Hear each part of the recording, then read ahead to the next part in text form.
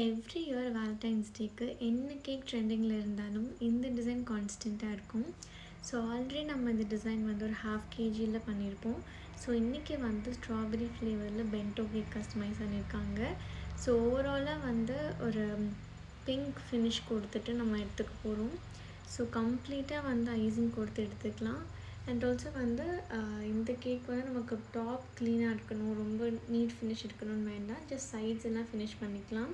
மேலே நம்ம வந்து ஃபாண்டன்ட் ஒர்க்ஸ் பண்ண போகிறோம். ஸோ நான் வந்து 2 சர்க்கிள்ஸ் வந்து கட் பண்ணி எடுத்துக்கிறேன் பென்டோ சைஸுக்கு. அண்ட் ஆல்சோ வந்து ஒரு இது தின்னாக ஒரு இது வந்து திக்காக இருக்கிற மாதிரி, ஸோ தட் நமக்கு வந்து ப்ளேஸ் பண்ணுறதுக்கு இன்னும் ஈஸியாக இருக்கும்.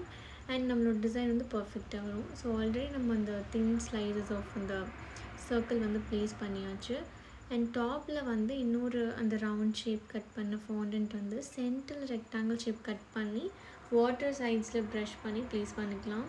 அண்ட் நான் ஆல்ரெடி வந்து இந்த டிசைன் பண்ணியிருக்கேன்னு சொன்னது இந்த டிசைன் தான். ஸோ இது பார்த்திங்கன்னா நம்ம ஒரு புல் அப் கேக் மாதிரி, லைக் நம்ம புல் பண்ணுறப்போ அந்த கேர்ள் வந்து டுவர்ட்ஸ் பாய் மூவ் பண்ணுவாங்க. ஸோ இது கொஞ்சம் வந்து ப்ளேஸ் பண்ணுறதுக்கு ட்ரிக்கியாக இருக்கும். ஸோ நீங்கள் வந்து இந்த ஒரு ரெடிமேட் அந்த டாப்பர் இல்லைன்னா நீங்கள் வந்து ரிப்பன்ஸ் வச்சு கூட ட்ரை பண்ணலாம். ஸோ ஒன்ஸ் புல் பண்ணி பார்த்துக்கலாம். ஸோ தட் நமக்கு கரெக்டாக அது ப்ளேஸ் ஆகியிருக்கான்னு. ஸோ நமக்கு அந்த இன்னொரு சின்ன அந்த கேரக்டர் ஃபிக்ஸ் பண்ணுறப்ப நம்ம கொஞ்சம் வாட்டர் ப்ரஷ் பண்ணிக்கலாம், இல்லை எடிபிள் க்ளூவில் நீங்கள் ப்ரஷ் பண்ணிக்கலாம். ஸோ குட்டி குட்டி ஹார்ட்ஸ் எல்லாம் ஃபினிஷ் பண்ணிவிட்டு இந்த கேக் ஓரளவுக்கு ஃபினிஷ் பண்ணியாச்சு.